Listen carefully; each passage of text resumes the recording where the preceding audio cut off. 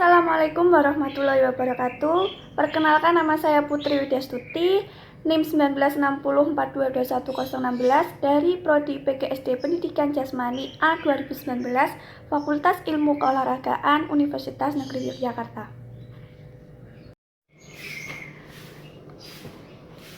Di sini saya akan memenuhi ujian akhir semester dari mata kuliah Psikologi Pendidikan, yaitu ada 3. Yang pertama, pentingnya psikologi dalam pendidikan. Yang kedua, materi pada mata kuliah Psikologi Pendidikan. Yang ketiga, inovasi pendidikan di Indonesia. Langsung saja. Yang pertama, apa sih pentingnya psikologi dalam pendidikan? Psikologi pendidikan merupakan suatu disiplin ilmu yang sangat penting dan harus dimiliki oleh guru atau pendidik agar dapat membantunya dalam memahami tingkah laku belajar anak didiknya guna mencari solusi dari permasalahan yang sedang dihadapi serta memberikan penjelasan bahwa siswa sedang dalam kondisi belajar yang baik atau tidak. Psikologi pendidikan yang sangat penting harus dikuasai oleh seorang guru sebagai pendidik dan pengajar. Sebagai pendidik, guru dituntut untuk memahami tentang berbagai aspek perilaku peserta didik sehingga dapat menjalankan tugas dan peranannya. Dengan pentingnya psikologi pendidikan ini, guru dapat mengendalikan dirinya dan juga memberi bantuan belajar kepada peserta didik dalam kegiatan pembelajaran guna untuk mencapai tujuan dari pendidikan itu sendiri. Kedua adalah materi pada mata kuliah Psikologi Pendidikan. Yang pertama yaitu perkembangan anak. Psikologi perkembangan adalah bagian dari cabang-cabang psikologi berupa suatu kajian yang dilakukan untuk memahami dan menjelaskan bagaimana manusia bertumbuh dan berubah di sepanjang hari hidupnya. Lalu definisi untuk pertumbuhan dan perkembangan. Pertumbuhan berkaitan dengan perubahan kuantitatif yang menyangkut peningkatan ukuran dan struktur biologis. Perkembangan adalah serangkaian perubahan progresif yang terjadi sebagai akibat dari proses kematangan dan pengalaman. Lalu tahap dari tumbuh kembang manusia ada tahap sensorimotorik, tahap pra-operasional, tahap operasional konkret, dan tahap operasional formal. Lalu aspek perkembangan anak ada pertumbuhan fisik, sistem saraf, otot-otot, kalender endokrin, yaitu meliputi proporsi tubuh. Lalu perkembangan motorik, motorik halus, dan motorik kasar. Selanjutnya perkembangan remaja, yaitu perkembangan setelah masa anak-anak dan menuju masa dewasa yang meliputi perkembangan fisik, kognitif, emosi, sosial, moral, dan kesadaran beragama. Lalu perubahan fisik selama masa remaja dibagi menjadi 2, yaitu perubahan eksternal dan perubahan internal. Perubahan eksternal dibagi menjadi 2 untuk laki-laki dan perempuan. Yang laki-laki seperti suara membesar, dada bidang, dan sebagainya. Untuk perempuan yaitu menstruasi, perkembangan payudara, dan sebagainya. Lalu yang perubahan eksternal itu ada sistem pencernaan, sistem pernapasan, sistem endokrin, dan sebagainya. Lalu remaja telah mengalami perkembangan kemampuan untuk memahami orang lain, menjalin persahabatan, memilih teman yang memiliki sifat dan kualitas psikologi yang relatif sama dengan dirinya. Lalu perkembangan kesadaran beragama masa remaja, yaitu iman dan hati adalah penentu perilaku dan perubahan seseorang. Bagaimana perkembangan spiritual ini terjadi pada psikologi remaja? Sesuai dengan perkembangannya, kemampuan kritis psikologi remaja hingga menyorot nilai-nilai agama dengan cermat, mereka mulai membawa nilai-nilai agama ke dalam kalbu pada dirinya. Yaitu perbedaan individu. Perbedaan individu adalah suatu perbedaan yang dimiliki oleh setiap individu baik fisik maupun non-fisik yang menjadikan seorang memiliki karakter atau ciri yang berbeda antara satu dengan yang lainnya. Lalu sumber perbedaan individu merupakan faktor-faktor biologis yang diturunkan melalui pewarisan genetik dan dimulai pada saat terjadinya pembuahan. Lalu beberapa faktor terjadinya perbedaan individu yaitu faktor lingkungan, budaya, perbedaan jenis kelamin, perbedaan kemampuan, perbedaan kepribadian, dan perbedaan gaya belajar. Lalu implikasi perbedaan individu dalam proses pembelajaran adalah memahami pemilihan gaya belajar siswa, kemudian menyediakan lingkungan belajar yang mendukung gaya belajar mereka. Selanjutnya yaitu teori behavioristik, yaitu sebuah teori yang mempelajari tingkah laku manusia.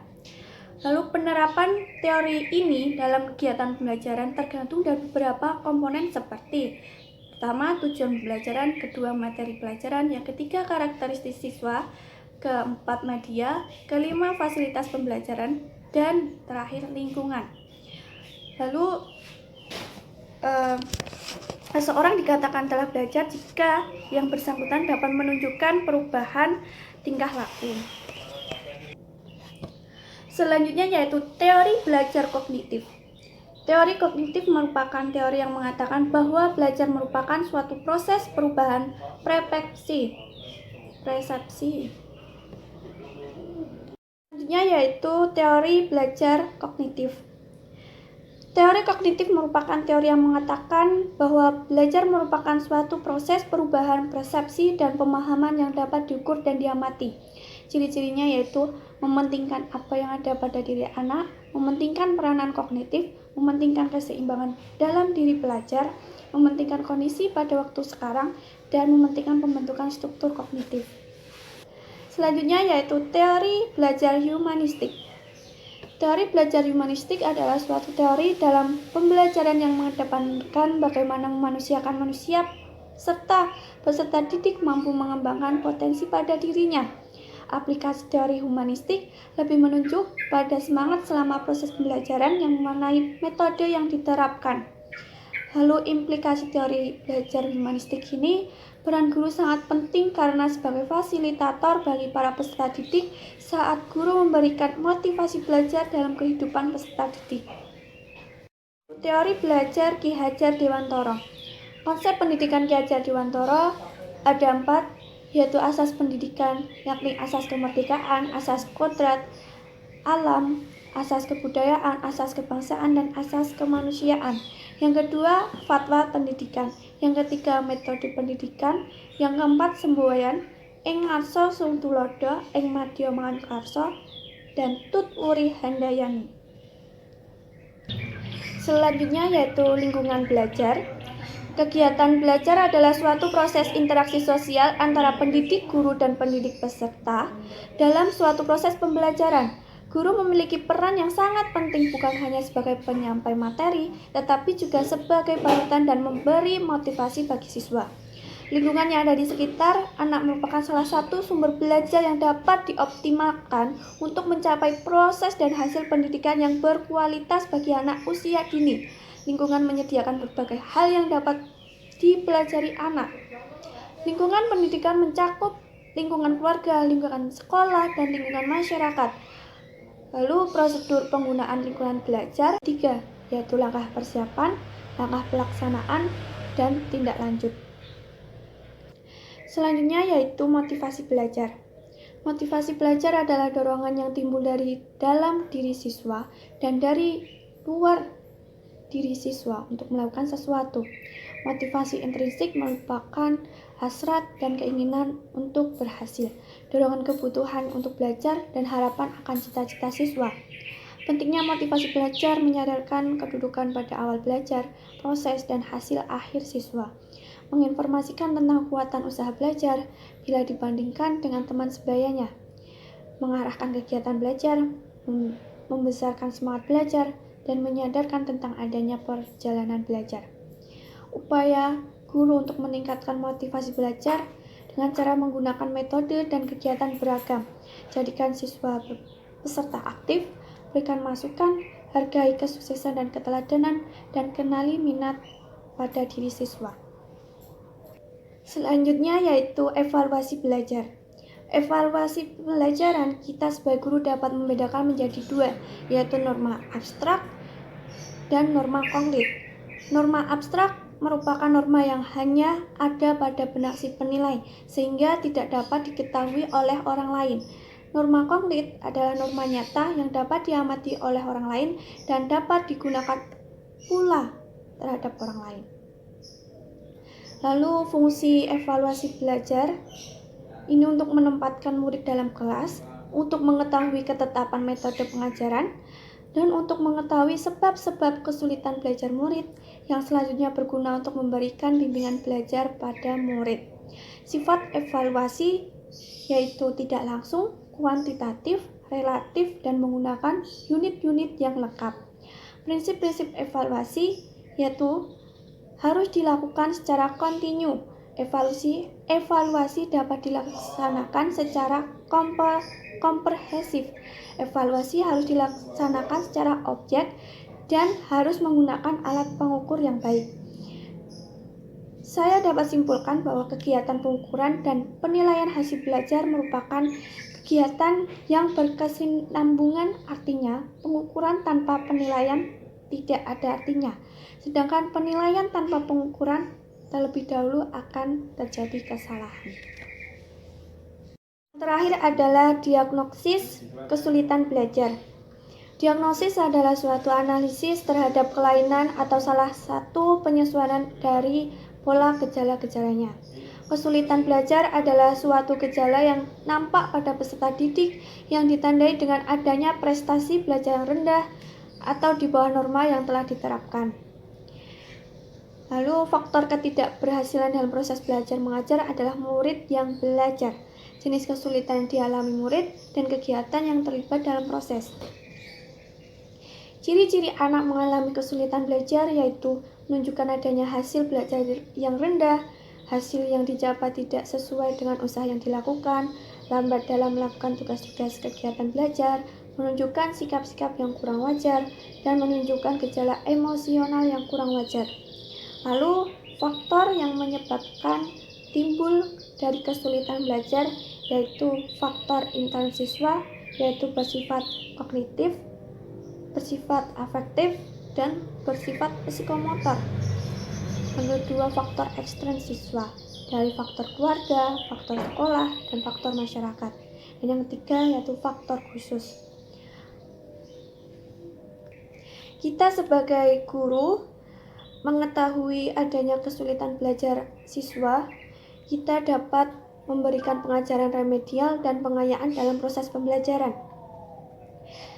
Pengajaran remedial yang bertujuan untuk membantu siswa mencapai hasil belajar sesuai dengan tujuan pengajaran yang telah diterapkan dalam kurikulum. Sedangkan program pengayaan yang bertujuan untuk kegiatan yang diperuntukkan bagi peserta didik yang memiliki kemampuan akademik yang tinggi, yang berarti mereka adalah peserta didik yang tergolong cepat dalam penyelesaian tugas belajarnya. Ketiga yaitu inovasi pendidikan di Indonesia. Yang pertama, cooperative learning atau disebut strategi belajar mengajar yang menekankan sikap atau perilaku bersama dalam belajar dan membantu di antara sesama dalam struktur kerjasama yang teratur dalam kelompok yang terdiri dari 2 orang atau lebih. Yang kedua, active learning atau disebut pembelajaran aktif ini untuk mengoptimalkan penggunaan semua potensi yang dimiliki oleh anak didik sehingga semua anak didik dapat mencapai hasil belajar yang memuaskan sesuai dengan karakteristik pribadi yang mereka miliki. Yang ketiga adalah PATIKEM, singkatan dari pembelajaran yang aktif, inovatif, kreatif, afektif, dan menyenangkan. Aktif yang dimaksudkan bahwa dalam proses pembelajaran guru harus menciptakan suasana sedemikian rupa sehingga siswa aktif bertanya, mempertanyakan, dan menemukan gagasan. Guru berperan penting dalam kelas untuk menunjukkan kelas yang kreatif, inovatif, dan tentunya menyenangkan dengan segala cara guru. Jawaban dari ujian akhir semester saya untuk mata kuliah Psikologi Pendidikan. Semoga bermanfaat dan saya meminta maaf apabila ada terjadi kesalahan kata disengaja maupun tidak sengaja, dan apabila terjadi kekurangan dalam jawaban ini saya minta maaf. Sekian dari saya. Wassalamualaikum warahmatullahi wabarakatuh.